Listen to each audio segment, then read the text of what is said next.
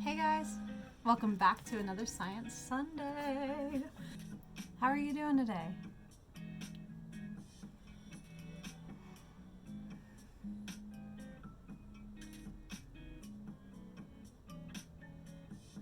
I'm great, thanks for asking. So before we get started today, I wanted to ask you guys to go ahead and hit that like button. It's a free way you can help a girl out. And if you'd like to subscribe and see more of this content, please feel free. If you just want to watch, I appreciate that too. So thank you for being here. If you watched last week, y'all already know what we're talking about. Those dang old neutrinos. I decided, since it's still space themed, I wanted to go ahead and do another like it, but darker. Cosmic, but make it goth. Let's dive right in. So, what are neutrinos? They are elusive subatomic particles created in a wide variety of nuclear processes. Their name, which means little neutral one, refers to the fact that they carry no electrical charge. Zero. Zilch. How is that possible? It just is, guys. I don't make the rules. Of the four fundamental forces in the universe, neutrinos only interact with two: gravity and the weak force, which is responsible for the radioactive decay of atoms. They have nearly no mass as they zip through the cosmos, and having nearly no mass, they zip through the cosmos at almost the speed of light. These things are insane. These things are nuts. I have some other very unscientific theories about what neutrinos are, but that's not for this. This is Science Sunday, okay? I have many other theories of what neutrinos might be. Just like personal introspection, speculation. I am not a professional, and honestly, this is just not the series to talk about it on. I may have to start another like weekly thing to just talk about some of the stuff that comes into my head sometimes, like, but I also hate to like put out, I guess, like false information, even though it's not really, like, because I'm not stating that it's truth. It's just my, like, it's just my brain making connections, and I want to share it and see what other people think. And also, potentially, what if it led to the discovery of something? I don't know, man. It just fascinates me. So, countless neutrinos came into existence fractions of a second after the Big Bang. And new neutrinos are created all the time. Like, all day, every day. They can't stop. They won't stop. They're trying to make your booty pop. I'm sorry, y'all. It's a mood today.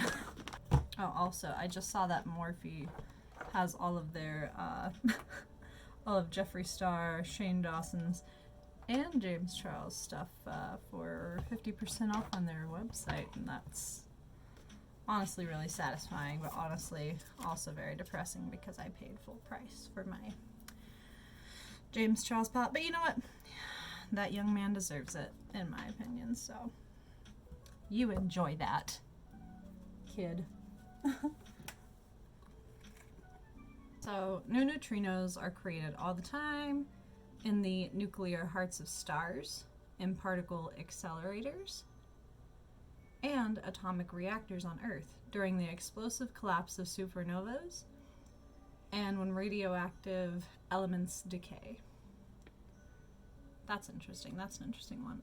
Oh, yes. I look like I got punched. This means that there are, on average, 1 billion times more neutrinos than protons in the universe, according to physicist Karsten Heeger of Yale University in New Haven, Connecticut. Despite their ubiquity, neutrinos largely remain a mystery to physicists because the particles are so tough to catch. Neutrinos stream through most matter as if they were light rays going through a transparent window, scarcely interacting with everything else in existence. Approximately 100 billion neutrinos are passing through every square centimeter of your body at this moment. But you won't feel it. How? Welcome to this Sunday's existential crisis. Neutrinos were first posited as the answer to a scientific enigma. In the late 19th century, researchers were puzzling over a phenomenon known as beta decay, in which the nucleus inside an atom spontaneously emits an electron. Beta decay seemed to violate two fundamental physical laws: conservation of energy and conservation of momentum. In beta decay, the final configuration of particles seemed to have slightly too little energy, and the proton was standing still rather than being knocked in the opposite direction of the electron. It wasn't until 1930 that physicist Wolfgang Pauli proposed the idea that an extra particle might be flying out of the nucleus, carrying with it the missing energy and momentum. "I have done a terrible thing. I have postulated a particle that cannot be detected," Pauli said to a friend, referring to the fact that his hypothesized neutrino was so ghostly that it would barely interact with anything and would have little to no mass. More than a quarter century later, physicists Clyde Cowan and Frederick Rains built a neutrino detector and placed it outside the nuclear reactor at the atomic Savannah River power plant in South Carolina. Their experiment managed to snag a few of the hundreds of trillions of neutrinos that were flying from the reactor, and Cowan and Rains proudly sent Pauli a telegram to inform him of their confirmation. Rains would go on to win the Nobel Prize in Physics in 1995, by which time, unfortunately, Cowan had died. But since then, neutrinos have continually defied scientists' expectations.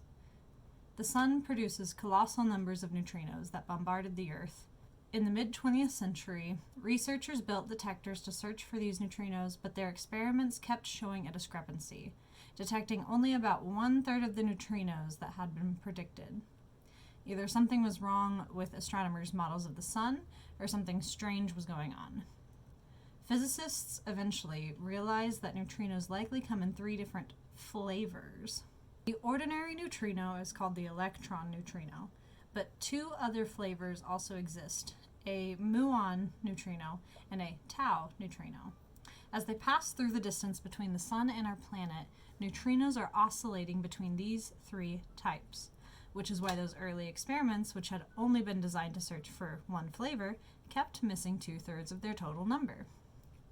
But only particles that have mass can undergo this oscillation, contradicting earlier ideas that neutrinos were massless. While scientists still don't know the exact masses of all 3 neutrino types, experiments have determined that the heaviest of them must be at least 0.00000059 times smaller than the mass of the electron. Then in 2011, researchers at the Oscillation Project with Emulsion T-racking apparatus, or OPERA, experiment in Italy caused a worldwide sensation by announcing that they had detected neutrinos traveling faster than the speed of light. A supposedly impossible enterprise. Though widely reported in the media, the results were greeted with a great deal of skepticism from the scientific community. Less than a year later, physicists realized that faulty wiring had mimicked a faster-than-light finding, and neutrinos were back to the realm of cosmically law-abiding particles. But scientists still have much to learn about neutrinos. Recently, researchers from the Mini Booster Neutrino Experiment, or Mini Boon, which honestly, I was listening to them earlier today I was listening to the girl that, I can't remember her name, the girl that runs it. She said that a rock band named themselves after the Mini Boon, and she was just tickled pink, and it was just so cute, and it was so cool. I was so excited for her. Anyways, side note.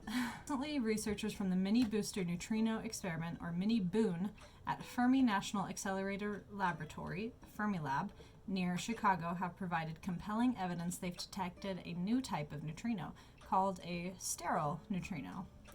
Such a finding corroborates an early anomaly seen at the Liquid Scintillator Neutrino Detector, LSND, an experiment at Los Alamos National Laboratory in New Mexico. Sterile neutrinos would upend all of known physics because they don't fit into what's known as the Standard Model, a framework that explains almost all known particles and forces except gravity. If Mini Boon's new results hold up, that would be huge. That's beyond the Standard Model. That would require new particles and an all-new analytical framework, particle physicist Kate Schulberg of Duke University told Live Science. Yeah, neutrinos are freaking nutters. Like, my dude, I don't even know. Makes you wonder what else is out there that we haven't been able to pick up on yet. But that's all I have on them for you today. So let me know what you think of the look down in the comments below. Share what you think I should talk about next week. If you guys have any makeup looks that you want me to try or play with, send them my way. I would love. Thank you guys so much for watching this and sticking it out with me. And I hope that you have a wonderful day. Yeah. That's it. I hope you enjoyed today's existential crisis. Bye, guys.